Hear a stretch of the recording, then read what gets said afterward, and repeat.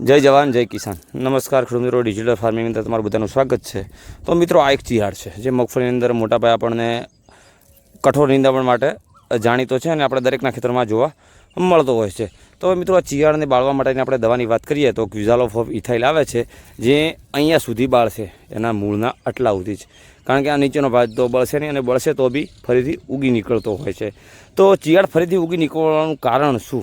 તો આપણે કારણની મિત્રો વાત કરીએ તો આ ચિયાડનું મૂળ છે, જે જમીનની અંદરથી 5 ફૂટ ઊંડો ખાડો ખણીને નીકાળેલું છે. તો હવે મિત્રો, આ ફરીથી ઉગવાની કોશિશ કરે છે.